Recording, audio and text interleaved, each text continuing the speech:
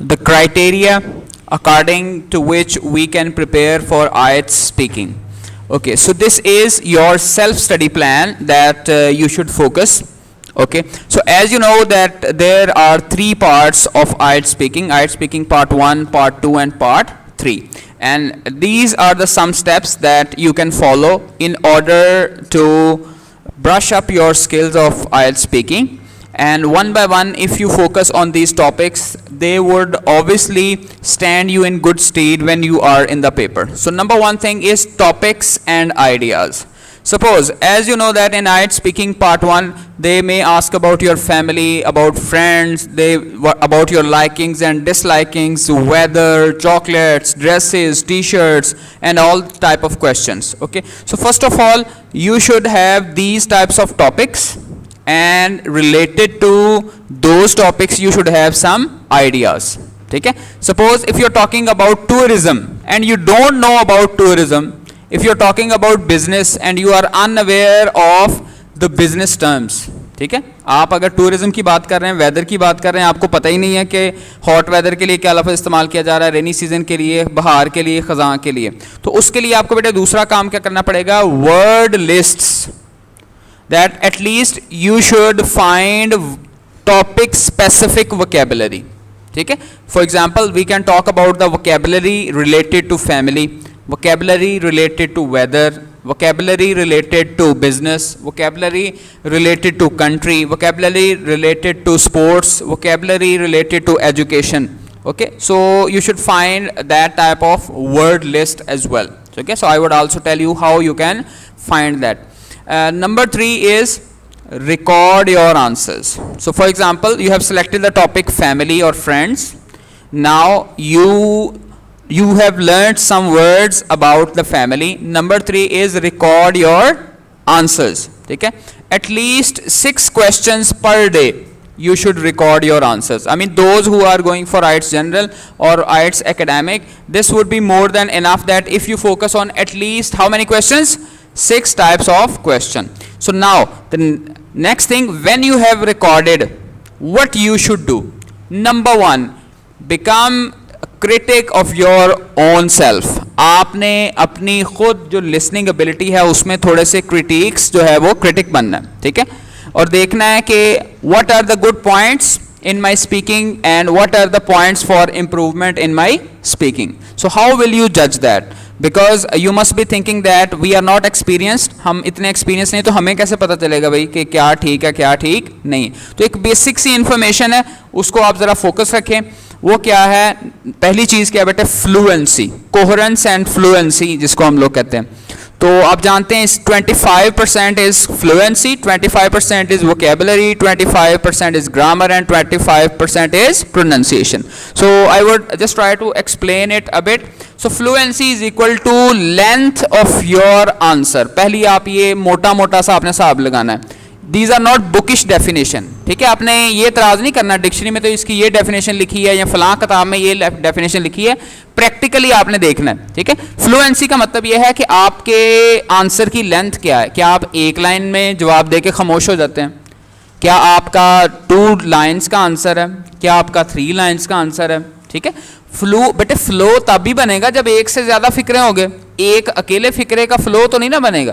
तो उसके लिए आपने पहला ये जायज़ा लेना है अपनी रिकॉर्डिंग सुन के, that you are giving answers of 1 sentence, 2 sentence, 3 sentence, and you can do that.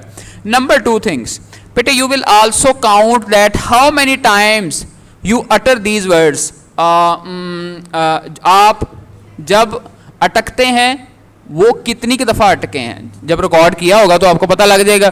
ज़रा ये भी काउंट कर लेना है कि आपने ये जो जब आपको जवाब नहीं आ रहा था तो जो मुख्तलिफ आवाज़ें हम निकालते हैं वो कितनी दफ़ा आपने वो अल्फाज इस्तेमाल किए. ठीक है. तीसरा जो है, कई चालाक होते हैं, वो क्या करते हैं, दे बिकम साइलेंट. ठीक है. इफ़ यू आर फॉरगेटिंग, वो बंदा खामोश रहता है. तो कितनी दफ़ा आप जवाब देते हुए खामोश रहे हैं. तो फ्लुएंसी को आपने चेक करना है तो 3 काम करेंगे. पहला काम क्या होगा भाई, कितने फिक्रों का आपने जवाब दिया. दूसरा क्या, कितनी दफ़ा आप उसमें अटके हैं, और कितनी दफ़ा आप खामोश हुए हैं. ठीक है. ये तीनों चीज़ें खुद आपको बता देंगी कि आपकी फ्लुएंसी क्या है, ठीक है। नेक्स्ट है बेटे 25% इज वोकैबुलरी, ठीक है। So you should be well aware of the vocabulary range.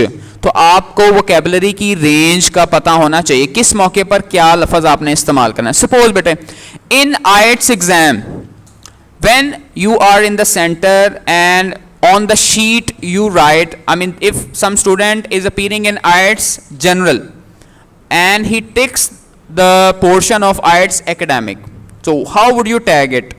IELTS general आपने करना था लेकिन पेपर में जाके आपने निशान किस पे लगा दिया, IELTS academic पे। इस ये जो उसने गलती की है, इसके लिए आपके ख्याल में क्या लफ्ज होना चाहिए इंग्लिश में? हम वोकैबुलरी की रेंज की बात कर रहे हैं ना। कोई हो सकता है आप में से कहे कि क्या क्या होना चाहिए, मिस राइट किया उसने, कोई कह दे ये मिस्टेक की है उसने, ठीक है। अब रेंज ऑफ वोकैबुलरी क्या होगी कि आपको क्या कहना चाहिए, इट्स अ ब्लंडर। तो ब्लंडर मशहूर लफ्ज है ना। और भाई किसी बंदे ने जो आइट्स जनरल और एकेडमिक में कितना बड़ा फर्क है, किसी ने अगर यही गलत लिख दिया तो ये क्या होगा, ब्लंडर। चलें, अगर किसी ने बेटा अपना रोल नंबर गलत लिख दिया, आप क्या कहेंगे कि ये मिस्टेक होगी? नहीं भाई, फिर मिस्टेक नहीं होगी, फिर ये क्या होगी, ब्लंडर हो गया, ठीक है। कल जो पाकिस्तानी टीम ने किया है वो सब मिस्टेक नहीं है, वो क्या होगा भाई, वो बड़े बड़े ये ब्लंडर है भाई। अच्छा नेक्स्ट है बेटा, इसको हम क्या कहेंगे, रेंज, किस मौके पर कौन सा लफ्ज इस्तेमाल करना है, ठीक है। दूसरी चीज है बेटे पैराफ्रेजिंग। पैराफ्रेजिंग का मतलब क्या था, वही सिनोनिम्स, एक ही मतलब वाले जो लफ्ज हैं आप बार बार नहीं दोहराने। जैसे मैंने मिसाल दी थी, हम सब ने कहना है आई थिंक, कभी आई थिंक कह लें, कभी आई गेस कह लें, कभी कह लें इन माई ओपिनियन, कभी कहें to my way of thinking, कभी कह दें my take on this is, I see it as, जो आपने कहना है। अब देखें ये कभी ये कह रहे हैं कभी वो कह रहे हैं, तो ये अल्फाज आप फेर फेर के ला रहे हैं ना, इस चीज़ को हम क्या करेंगे, पैराफ्रेजिंग।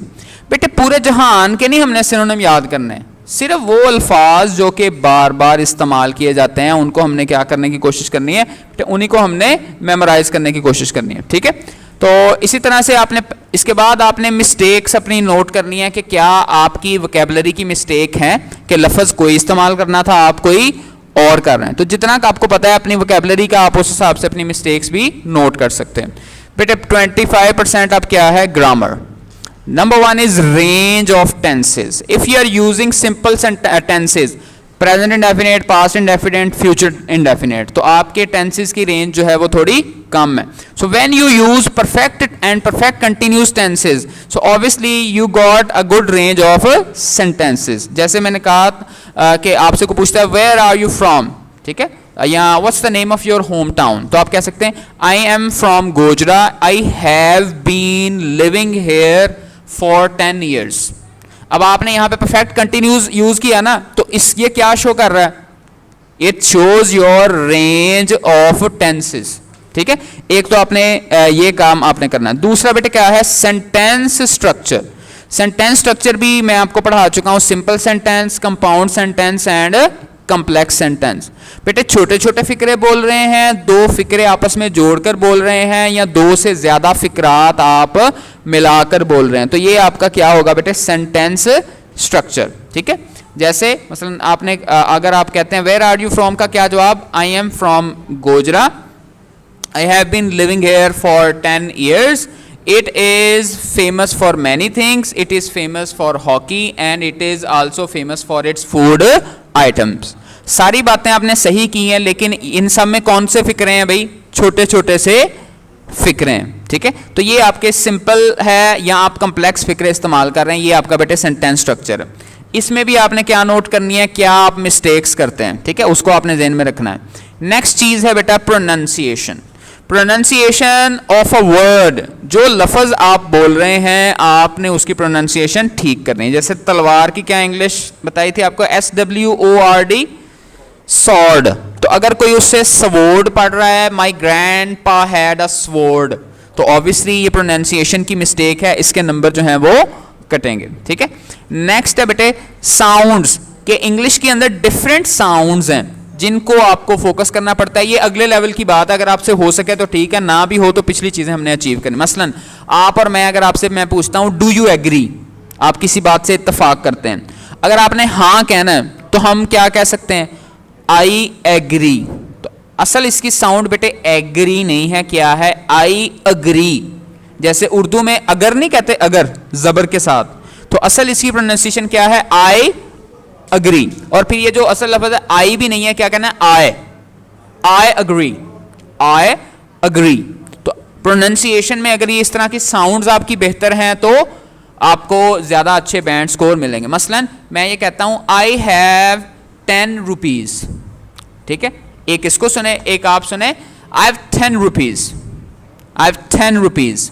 अब मैं 10 रुपीज वाला भी ठीक ही है, लेकिन 10 वाला भी ठीक है। जैसे आपसे को पूछता है क्या हाल है आपका, तो आप आगे से क्या जवाब देते हैं, मैं ठीक हूं कि मैं ठीक हूं। तो जैसे हम ठीक कहते हैं ना, वैसे ही वो ठीक को प्रोनाउंस करते हैं, ठीक है। तो आपने ये इस तरह से साउंड पे गौर करना है। और तीसरी अमूमन मुश्किल चीज होती है, लेकिन आपको ये चीज आनी चाहिए, वो क्या है, इंटोनेशन। बेटे लबो लहजे का उतार चढ़ाव, ठीक है। For example, if you are talking about an exciting experience, your words should be according to that. I mean here we are in an IELTS class, we are preparing for IELTS speaking part 1 and part 2 and part 3।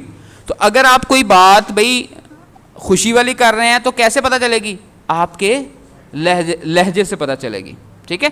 अगर कोई भी आप, वो intonation है, आवाज का उतार चढ़ाव। तो अगर ऐसा हो जाए, मसलन आपको वाकया बड़ा इंटरेस्टिंग सुना रहे हैं उसको, तो भाई आपकी टोन से भी पता लगना चाहिए कि ये आप दर्दनाक वाकया सुना रहे हैं, कोई इंटरेस्टिंग वाकया सुना रहे हैं या क्या कर रहे हैं, ठीक है। तो इन चीज़ों को बेटे जहन में रखकर आप बार बार खुद की रिकॉर्डिंग करें, टॉपिक्स पे वोकैबुलरी इकट्ठी करें, ठीक है। तो उसके जरिए हम इसको बार बार प्रैक्टिस कर सकते हैं, ठीक है। तो आजकल तो आप जानते हैं कि ये इकट्ठा करना कोई इतना मुश्किल काम नहीं है। मैं आपको बता देता हूँ कि इसमें आपने बेटे क्या करना है। कोई मुझे बता सकता है कि अगर मुझे वोकैबुलरी चाहिए वर्ड लिस्ट के ऊपर, वर्ड लिस्ट मुझे चाहिए मसलन हाउस के बारे में या फैमिली के बारे में,